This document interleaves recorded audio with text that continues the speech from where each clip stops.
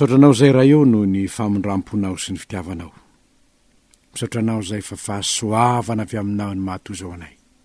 Misaotranao zay no ny ananana ny teninao. Misaotranao zay no ny isinionja-peo ampitana izany teninao zany any amin'ny tsirairay. Misaotranao zay ry Tompo, finoa ny fahazavan-tsaina maro be tovozinay avy ao amin'ny teninao, fa miraparapa anaty aizina tokoa zahay noho ny tsy fahalalana ny soratra masina. Ko dia misaotranao zahay no zao fotoana zao, ary mangataka aminao zahay mpamonjy eo, ho tahina ny mpanomponao rehetra izay miara-miasa amin'ny fanatanterahana ny fampitana ny afatrao any amin'ny tokantrano sy ny toeran-tsamihafa amin'ireo mpiara-miasa rehetra amin'ny radio Tompo. Mangataka aminao zay tay azy reny, ka na inona Jesosy eo, na inona taonay, dia hitondra famonjena ho an'ny firenenay an'izany, satria ny fahazavan'ny teninao no faniliny tongotra izy fanazavana ny lalanay. Dia ho voninahitry naranao an'izany ry Andriamanitra fitiavanao. Misaotra noho ny famondramponao. Amen. Asan'ny Apostoly 5 andininy 10 ka hatramin'ny andininy 12 no vakintsika anio. Asan'ny Apostoly 5 andininy 10 ka hatramin'ny andininy 12. Vakintsika amin'ny anaran Jesosy zany. Ary nisy mpianatra anankiray tany Damaskosy atao hoe Ananiasy. Ary hoy ny Tompo tamin'ny fahitana, ry Ananiasy. Dia hoy izy, Inty Tompoko. Ary hoy ny Tompo taminy, Mitsangàna, ka mandehana any amin'ny lalana atao hoe Imahitsy, ka izahaho ao an-tranon'i Jodasy, izay lehilahy atao hoe Saoly avy any Tarsosy, fa indro efa mivavaka izy. Ary izy efa nahita lehilahy atao hoe Ananiasy niditra ka nametra-tanana taminy, mba hahiratry indray ny masony. Ary Ananiasy namaly hoe, Tompoko, efa reko tamin'ny maro ny haben'ny ratsy nataon'izany lehilahy zany tamin'ny olonao masina tany Jerosalema. Ary manana fahefana ty koa, avy tamin'ny mpisorona be izy hamatotra izay rehetra miantso ny anaranao. Fa hoy ny Tompo taminy, Mandehana, fa fanaka voafidy izy ho fitondrana ny anarako eo anatrehan'ny jentilisa sy ny mpanjaka ary ny Zanak'i Israely. Fa asehoko azy ny habetsahan'izay tsy maintsy aretany ho voninahitry ny anarako. Ary nandeha Ananiasy ka niditra tao an-trano, dia nametra-tanana taminy ka nanao hoe, ry Saoly rahalahy, ny Tompo dia Jesosy izay niseho taminao teo amin'ny lalana nalehanao no efa nanirakahy mba hahiratany masonao, ary mba ho feno ny fanahy masina ianao. Ary niaraka tamin'izay dia nisy zavatra toy ny kiran'ny hazan-drano ny ala avy tamin'ny masony, dia nahiratra izy ka nitsangana dia natao batisa. Ary nihinan-kanina izy ka dia natanjaka. Ary Saoly nitoetra andro vitsivitsy teo amin'ny mpianatra tany Damaskosy. Ary niaraka tamin'izay dia nivory teo amin'ny sinagogy izy, nilaza ny Jesosy fa zanak'Andriamanitra. Ary talanjona izay rehetra nandre ka nanao hoe, tsy ty va lay nandringana izay niantso zany anaran'izany tany Jerosalema, ary tonga tiako izy mba hitondra azy mifatotra ho any ampisorona be. Ary Saoly mainka niahery, dia nandresy lahatra ny jiosy zay nonona tany Damaskosy, ka naneo marimarina fa Jesosy no Kristy. Ray masino, manamasinanay amin'ny fahamarinana ny teninao ny fahamarinana.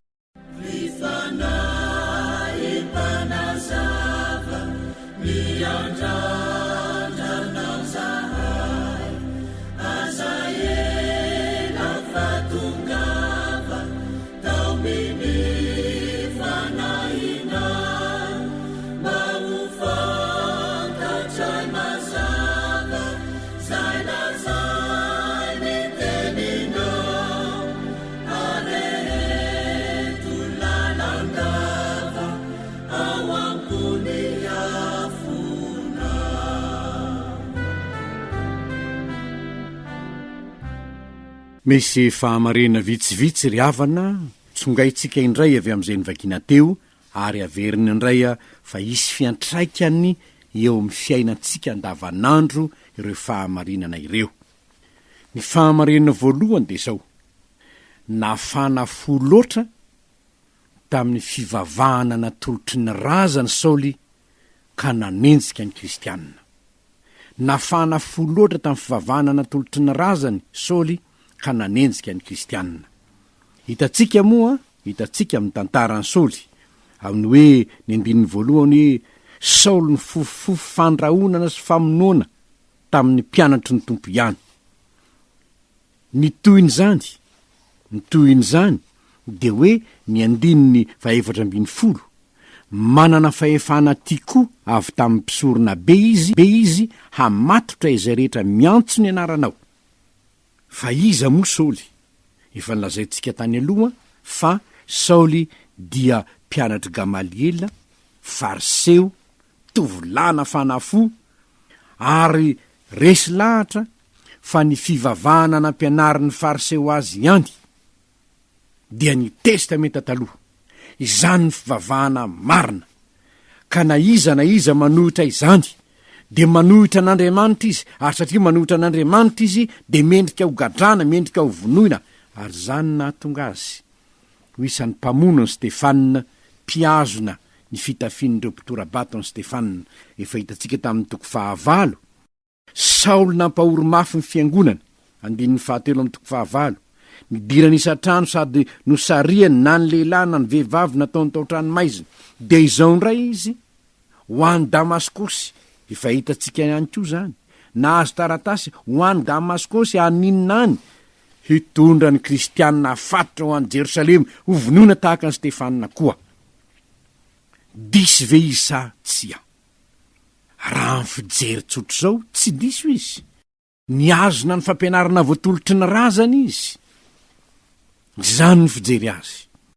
Zao nefa rehefa tonga Jesosy, ny marina ny tazoniny tsy nifanaraka amin'ny tenin'Andriamanitra lay nilaza hoe ity no zanako malalako izay sitrako, izy no henoy. De nanjary isan'ireo olona mihevitra ny tena no manompo an'Andriamanitra izy, nefa mamono ny apôstoly araka ny tenin'i Jesosy amin'ny toko 5:12 amin'ny Jaona. Ho avy ny andro ka heverin'izay olona hoe mamono anareo fa manao fanimpom-pivavahana amin'Andriamanitra izy, tena niatra tamin'ny Saoly izany. Zao nefa ny zavatra manaitra ry havana. Rehefa niteny Saoly tamin'i Jesosy hoe iza moa ianao Tompoko, ka nilazany Jesosy hoe zao ny Jesosy izay enjehinao, da rampoka tamin'ny tany. Dia zao ny filazan'i Jesosy tamin'ny Ananiasy hoe mandehana ianao any amin'ny lalana atao hoe Imahitsy. Jereo Saoly, ino rehefa mivavaka izy zao izy vao tena mivavaka, izah manko no ivavahany, izany ho resany, izany ho ataony hoe Tompoko, izany izy vao tena mivavaka, satria izao izy vao tena miaino ny tenin'ilay Andriamanitra lazainy fa nivavahany. Ry havana, ny fivavahana nentin'ny razana ve? Matetika ireny miresaka ny momba an'Andriamanitra, saingy mamela ny olona hanao zavatra mifanohitra amin'ny tenin'Andriamanitra. Ohatra fotsiny zao, halan'Andriamanitra ary fahavetavetany ao anatrehany ny fijangajangana, kanefa misy toerana zay entsona Zanahary hoe teo entsona an'Andriamanitra, ary nasika aza efa re zany. Rehefa any amin'le hoe valabe ny olona, de mazava loatra fa mijangajanga mandra-pahamaraina ny andro ny olona.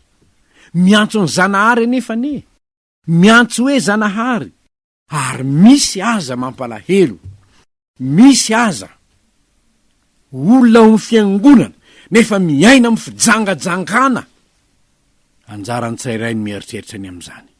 Tandremo sao de mamitaka anao ny fivavahana voatolotry ny razana e.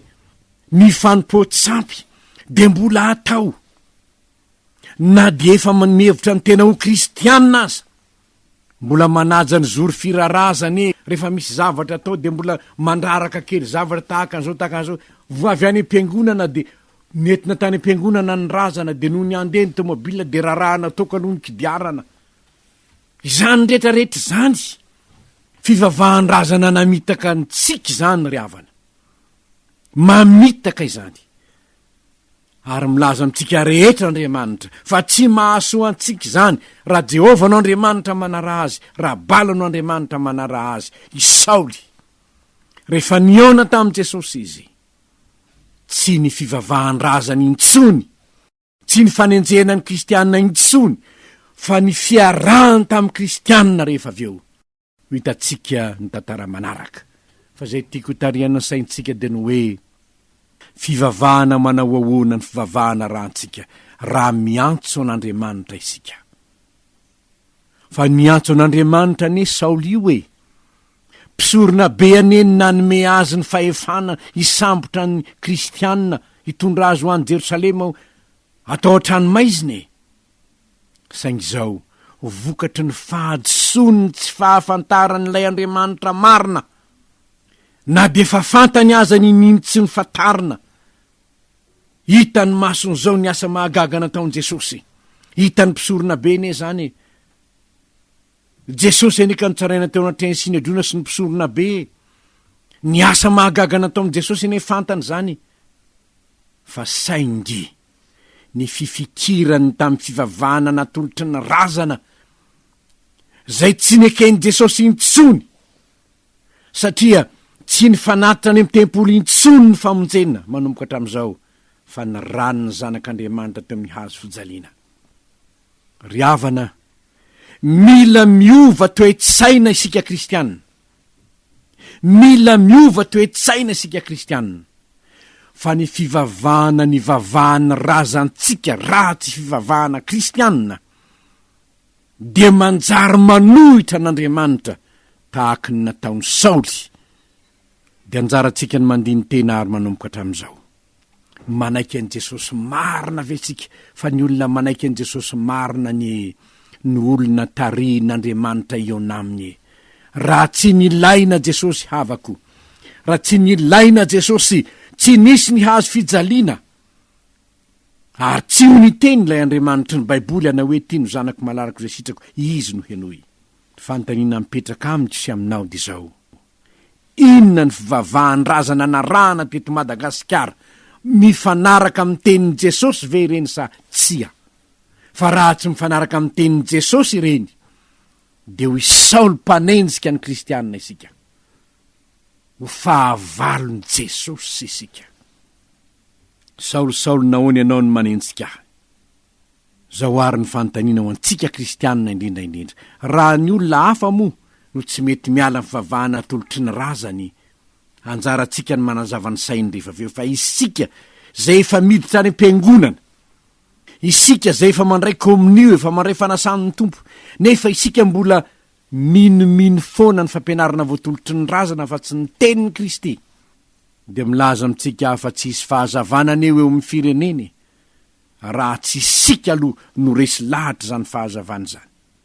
Manomboka hatramin'izao ary de andiny tena isika kristianina. Hatraiza no mahampivavaka kristianina? Manao ahoana ny fiainako miaraka amin'izany Jesosy zany? Manao ahoana ny firaisako amin'io Jesosy io? Manao ahoana ny fahamasinam-piainako amin'ny maha-kristianina ahy, amin'ny mahafanasy ny tany ahy? So de mbola afatotry ny fivavahan-drazana aho, ka tsy Jesosy irery intsony, fa mbola misy hery hafa indray itokiko.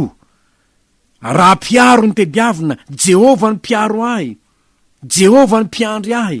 Ny sasany mbola olombelona maty, tsy nitsangana tamin'ny maty no heverino piaro azy. Ary izany ry havana, de fanoerana tsotra zao ny tenin'Andriamanitra. Angambe na ho laza hoe ka mpisorona be anie no miteneny zany, eny Tompoko, mpisorona be anie nanome autorisation any Paoly hanenjika ny kristianina tany Damaskosy.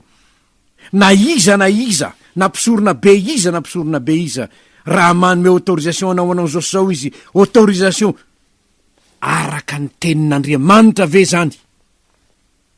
Sa autorisation araka ny fampianarana voatolotry ny razana, mifanaraka amin'ny tenin'Andriamanitra ve no autorisation azonao sa autorisation nampisorona be mpanohitra an' Jesosy, mpanohitra ny tenin' Jesosy? Ny tsirairay avy no mandiny tenany amin'izany. Fa raha izaho sy ny ankonako Josoa hanompon'i Jehovah izahay, ny tenin'i Jehovah ihany. Nanomboka hatreto Saoly, iza moa ianao Tompoko, izany Jesosy zay enjenao, mitsangàna. Dia nitsangana izy. Saoly nitsangana tamin'ny tany, nanaraka ny tenin'i Jesosy izy manomboka hatramin'izao. Manomboka hatreto, ry kristianina malala, andeha anaraka ny tenin'i Jesosy isika, fa tsy ho voafitaky ny fampianarana voatolotry ny razana ny amin'ny fivavahana intsony, ka mbola hitoky amin'ny sikidy sy ny fanandrona sy ny karazany indray.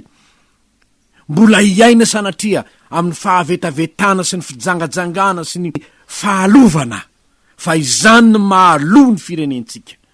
Tsy hahafahan'ilay Kristy mpanazava hanazava ny firenena. Manomboka amintsika kristianina ny fahazavana, araka ny tenin'i Jesosy hoe ianareo ny fahazavana zao tontolo zao. Fahamarinana faharoa, manana olom-boafidy hitondra ny anaran'i Jesosy. Manana olom-boafidy hitondra ny anaran'i Jesosy.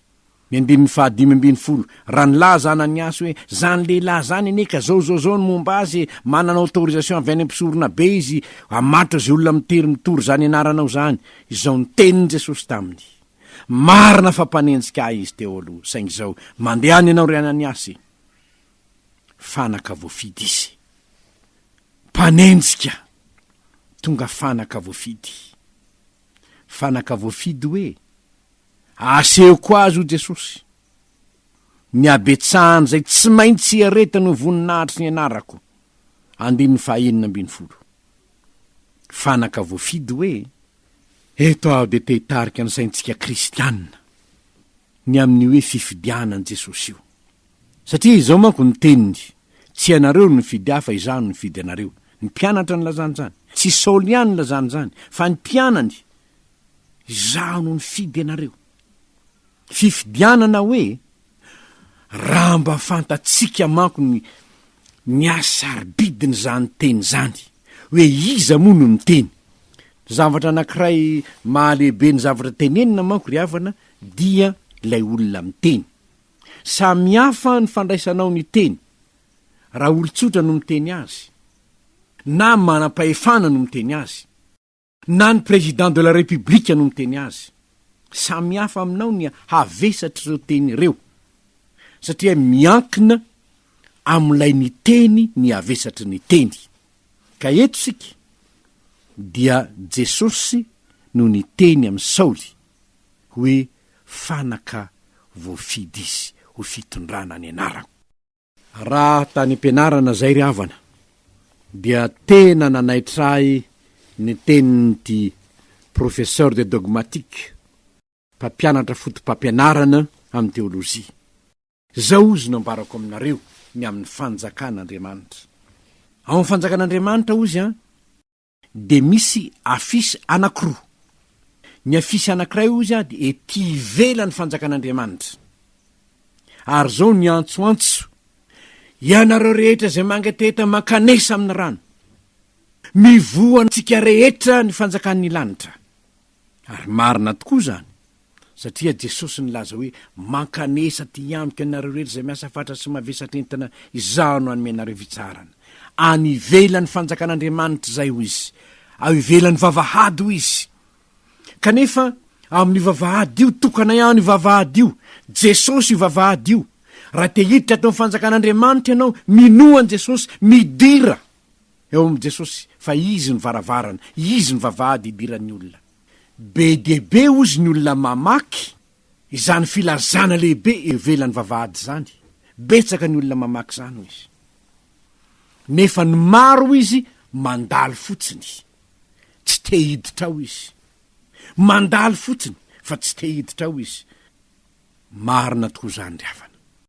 Move tsy miantsoantso ny tompo. Ary zao tenin'Andriamanitra tonga any amin'ny tokantrano tsirairay avy zao aneka, antson'Andriamanitra idiran'ny olona ao amin'ny fanjakan'Andriamanitra amin'ny alalan'i Jesosy Kristy tompo. De misy ozy ny olona miditra, misy ny olona tsy miditra, misy ny olona miditra. misy ny olona tsy miditra ka izao izy ny zavatra mahafaly rehefa tena miditra ianao izy faly ianao de niditra anakao ianao rehefa tafiditra ao ianao izy a de mahita afisy ngeza be anankiray zao izy no fiseho hoe voafidiko ianao matotongeto voafidiko ianao matotongeto ary manaitra ny fonao zany izy manaitra ny fonao hoe za ve de mba nifidinao Jesosy za iza moty za ty mba nifidinao za zay mpanompo sampy za zay mpijangajanga za zay mpangalatra za zay olon-draty za mpamono olona za ty ve de mba nifidinao de zao izy mipetaka ao mihitsy io soratra io ry havana de inona ny mahatonganao tsy hiditra ao amin'ny fanjakan'Andriamanitra mba hamaky zany teny zany hoe olom-bo fidiko ianao ary iza moa io nifidy anao io nifidy anao io any lay manana ny mandrak'izay eo anoloany io nifidy anao io anie lay manana ny fahefana rehetra ny an-danitra sy aty an-tany rehefa mitsangana ny gouvernement maro be reo olona hoe nanao an'izao nanampy nanao an'izao mba hahatonga an'izao so nonan'izay tsy voafidy ho lasa minisitra izy de nanjary kivo ny tahaka an'izao no gouvernement an-tany anie zany havako mbola eto an-tany anie zany fa mba fantatrao moa lay Jesosy zay miantso anao ito amin'ny fanjakan'Andriamanitra sy ilaza aminao hoe nofidiko ianao fantatrao moa izy mandehana i Jesosy tamin'ny Ananiasy fa i Saoly na de mpanenjika azy izy teo aloha efa niditra amin'ny fanjakan'Andriamanitra izy zao fanaka voafidy izy fitondrana ny anarako marina fa maro ny zavatra tsy maintsy iaretany maro zany nefa ho voninahitry ny anarako ary tsy mahagaga raha taty aoriana Saoly